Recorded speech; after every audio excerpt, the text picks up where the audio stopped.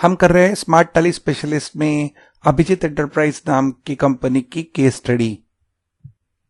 और इस पार्ट में हम डिस्कस करेंगे क्लोजिंग स्टॉक ऑफ स्टेशनरी।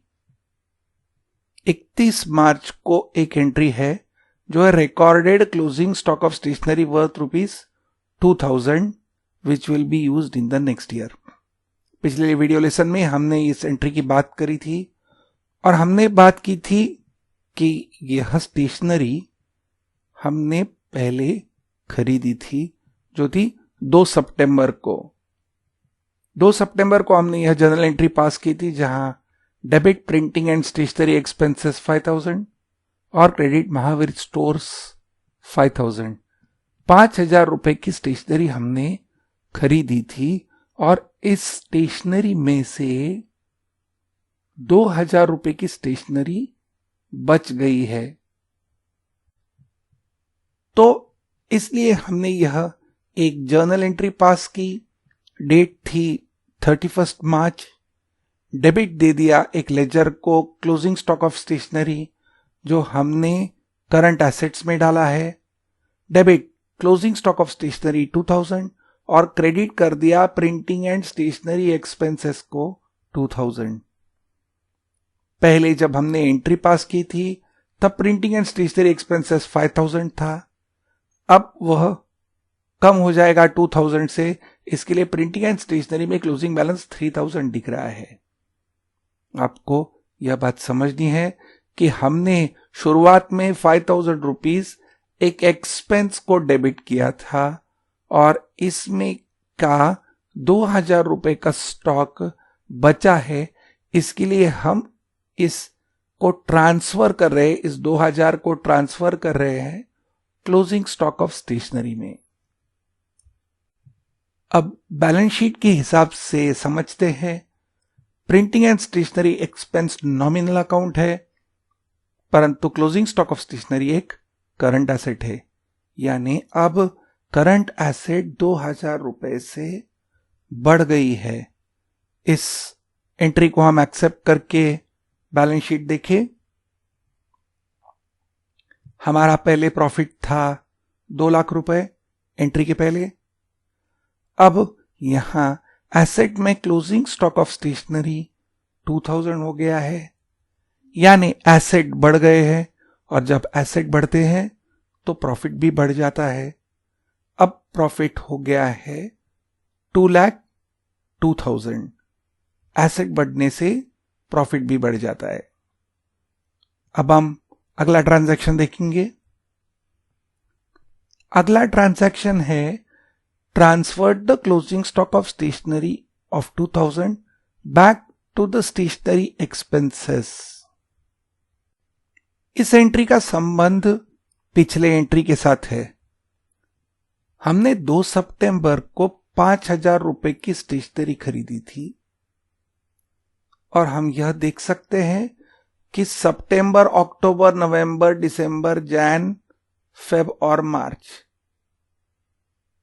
यानी कि लगभग 6 महीनों में अगेन, यानी कि इन 7 महीनों में हमारी 3000 रुपए की स्टेशनरी खत्म हो गई। बची 2000 की जो उपयोग में लाने जाने वाली है। अगेन जो उपयोग में लाई जाने वाली है अगले साल। इसका मतलब यह निकलता है कि 2000 की बची हुई स्टेशनरी अगले साल में पूरी खत्म हो जाएगी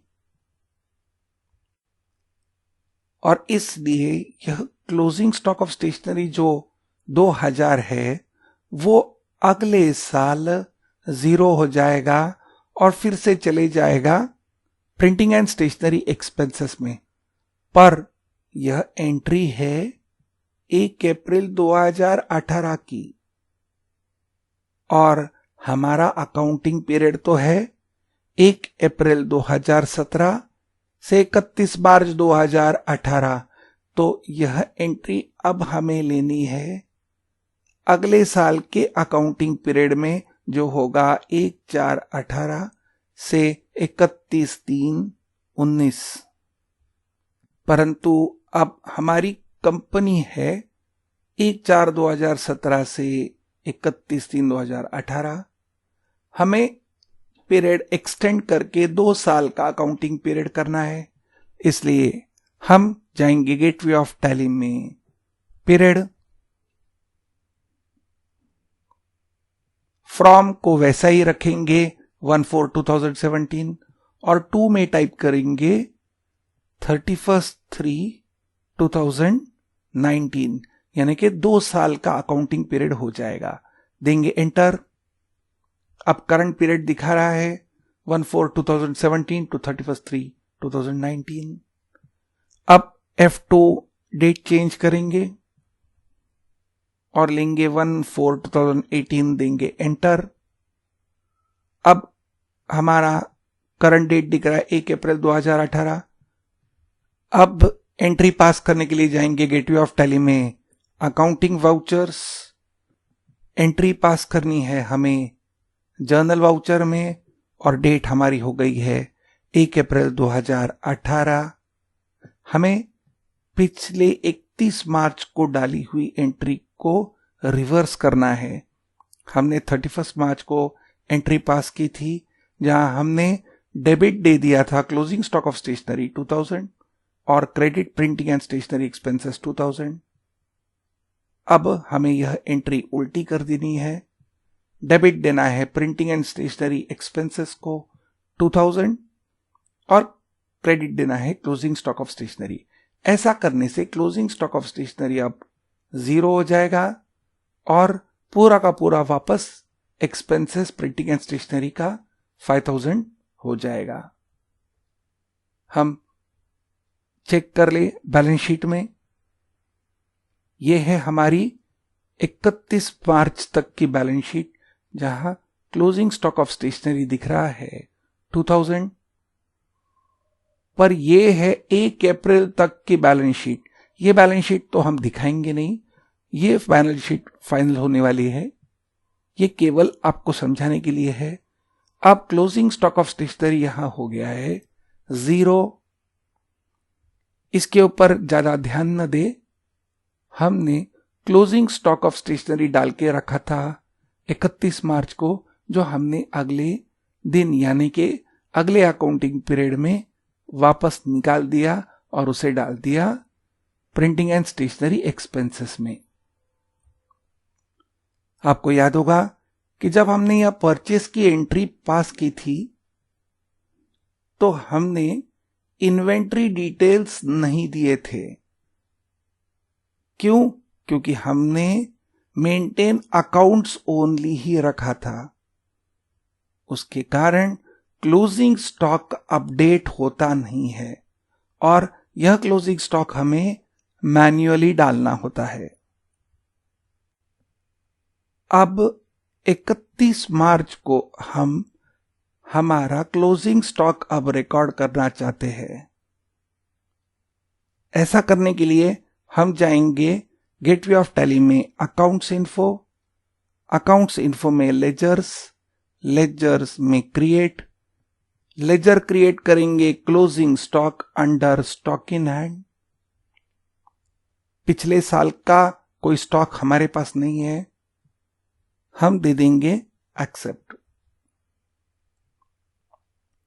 अब वही लेजर क्लोजिंग स्टॉक का हम अल्टर करेंगे, तो गेटवे ऑफ टैली में अकाउंट्स इन्फो में लेजर्स में लेंगे अल्टर, लेजर सिलेक्ट करेंगे क्लोजिंग स्टॉक। यहां ओपनिंग बैलेंस नहीं है, इसके लिए देंगे एंटर।